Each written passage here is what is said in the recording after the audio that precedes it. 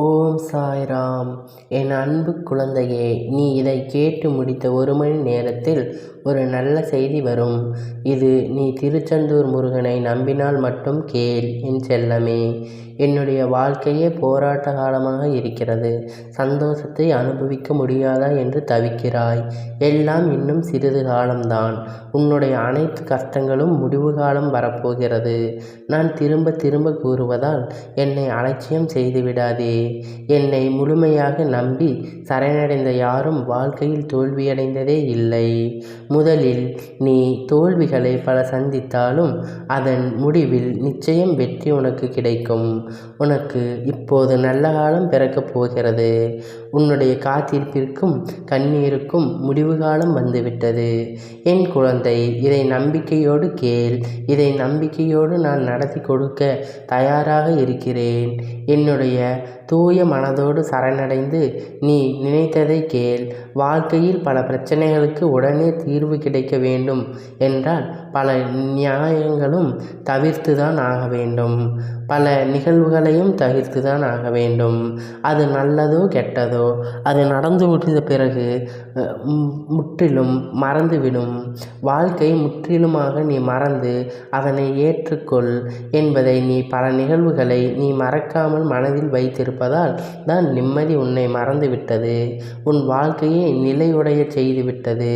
அதனால் தான் நீ எதை நினைத்து மனதை குழப்பிக் கொள்ளாதே என அடிக்கடி நான் சொல்லிக் கொண்டிருக்கிறேன்.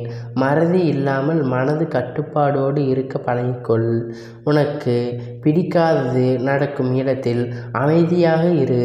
வாக்குவாதத்தில் ஈடுபடுவதையும் விமர்சனத்தில் ஈடுபடுவதையும் விட்டுவிடு, அல்லது அவ்விடத்தில் இருந்து நகர்ந்துவிடு.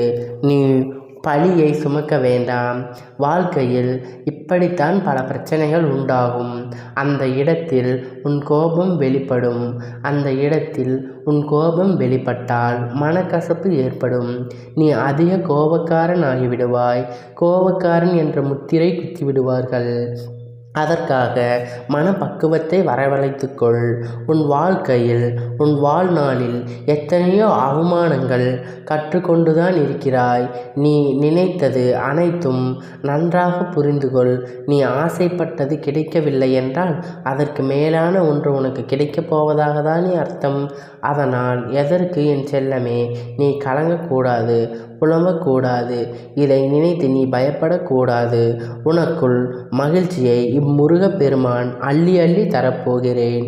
உன் கஷ்டங்களை நீ உன் தலையணையோடு பகிர்ந்து கொள்வது எனக்கு தெரியும். உனக்கு தூக்கம் வரும் பொழுது உன் கஷ்டங்கள் அனைத்தும் கண்ணீராக ஓடும். நிம்மதியாக தூங்கி எத்தனை வருடம் காலம் ஆகிவிட்டது என கவலைப்படாதே. அனைத்தும் இனி நல்லதாகத்தான் நடக்கும் என் செல்லமே. நீ என்னிடம் கேட்ட அனைத்தும் நான் உனக்கு நடத்தி தருவேன். நீ கேட்டதை கேட்டபடி கொடுக்கும் உன் முருகப் பெருமான் இருக்கும்போது நீ எதற்கு கவலைப்படுகிறாய்? நீ சந்தோஷமாக இரு. உனக்கான நாள்தான் இது என்று என்னால் முழுமையாக சொல்ல முடியும். அதை நிச்சயமாக நான் செயல்படுத்தி தருவேன். நீ உன்னுடைய வேண்டுதல்களில் முக்கியமான ஒன்றை தேர்ந்தெடுத்து வைத்துக்கொள். உனக்கு என்ன வேண்டுமோ அதை நான் இப்போதே இந்த நிமிடமே இந்த முருகப் பெருமானிடம் கேள். அது நிச்சயமாக பலிக்கும், கிடைக்கும். என்னை நீ தேடி அலைந்து கொண்டிருக்கிறாய். அற்புதம் நிகழ்ந்து விடாதா, அதிசயம் நிகழ்ந்து விடாதா என்று நீ காத்து கொண்டிருக்கிறாய். இதோ நான் உன் கண் முன்னாடி காட்சி தராமல் இருந்து விடுவேனா? ஒரு உண்மையை மட்டும் நீ தெரிந்து கொள்ள வேண்டும். எப்பொழுதெல்லாம் நீ என்னை தேடியாரோயோ அப்போதெல்லாம் உன் கண் முன்னாடி அமர்ந்து விட்டேன். இதோ நீ நினைத்து பார்க்க முடியாத அற்புதங்களையும் அதிசயங்களையும் இப்போது நான் உனக்காக நடத்தி தருவேன். என்னை தேடி தேடி ஓய்ந்து போன நீதான் உனக்கு மறந்து போய் தேடிக்கொள்கிறாய் என் செல்லமே. சித்திரமாக இருந்தாலும் சிலையாக இருந்தாலும் என்னுடைய ரூபத்தின் உயிர் கொடுத்து வாசம் செய்யும் இடத்திலே உனக்காக அமர்ந்து கொண்டிருக்கிறேன். இது தெரியாமல் நீ என்னை தேடி அலைந்து கொண்டிருக்கிறாய். நான் உன் கண் முன்னாடி அமர்ந்து கொண்டிருக்கிறேன். இதோ பார், நீ வாசம் செய்யும் எதுவும் உன்னை துன்புறுத்தாமல் உனக்கு அரணாய் பாதுகாவலனாக இருக்கும் என நான் பாதுகாத்து கொண்டிருக்கிறேன். முருகப்பெருமான், நீ என்னை மறந்துவிட்டாலும் உன்னை தேடி நான் வருவேன். உன் இடத்தில் உன் வீட்டிலுள்ள நான் இருக்கும் பொழுது எதை பற்றியும் கவலைப்படாதே. உண்மையான விசுவாசத்தை மட்டும் என்னிடம் சேர்த்து. அப்போது நான் உன் கண் முன்னாடி தான் அமர்ந்திருக்கிறேன். என் உணர்வாய் நான் உனக்காக ஆறுதலாக வருகிறேன். நீ சோர்ந்து போயிருந்தால் தன்னம்பிக்கையாக உற்சாகத்தை தருகிறேன். வார்த்தைகளாகவும் தன்னம்பிக்கை தரும் அனைத்து உருவங்களாகவும் நீ புலம்பி போய் தவித்தால் உனக்கு விளக்கம் தரும் முன்னோடியாகவும் முன்னோர்களாகவும் வந்து நிற்கிறேன். யார் ரூபத்தில் யார் குரலிலும் முன்னோடு பேசும் ரூபத்தை பெற்றவன் முருகப்பெருமான். எவரிடத்திலும் உனக்காக என்னால் பேச முடியும். எத்தனை நாட்களாக நான் இதை உனக்கு செய்து கொண்டிருக்கிறேன். உன்னிடம் நான் பல்லாயிரம் முறை பேசியுள்ளேன். நீ என்னிடம் கேட்பதை நான் உனக்கு தகுந்த நேரத்தில் தருவேன் என்று சொல்லியிருந்தேன் அல்லவா?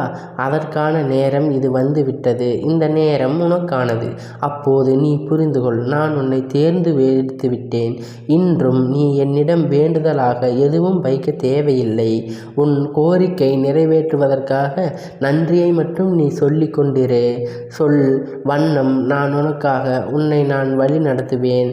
இதற்கெல்லாம் நீ என் மேல் உண்மையாக நம்பிக்கையோடு இருந்தால் நான் சொன்னது அனைத்தும் நடக்கும்.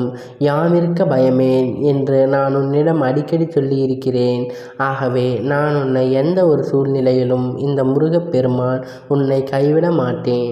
இதோ நான் உன் தேவையை அனைத்தையும் பூர்த்தி செய்யப்பட்டு ஆர்வத்துடன் நிச்சயம் வந்தடையும். உன்னிடம் இதெல்லாம் எங்கே எப்போது நடக்கப் போவது அல்ல, அனைத்தும் இன்றே நடக்கப் போகிறது. உன் வேண்டுதலை அனைத்தும் பலிக்கப் போகிறது.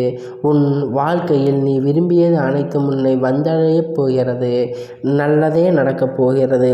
ஆண் பிள்ளையே, இனி உன் வாழ்க்கையில் துன்பமே கிடையாது, மகிழ்ச்சி மட்டுமே நிலைத்திருக்கும். ஓம் முருகா போற்றி, ஓம் கந்தா போற்றி, கதிர்வேலா போற்றி, ஆறுபடை வீடு கொண்ட முருகா போற்றி. ஓம் சரவணபவா, ஓம் சரவணபவா, ஓம் சரவணபவா.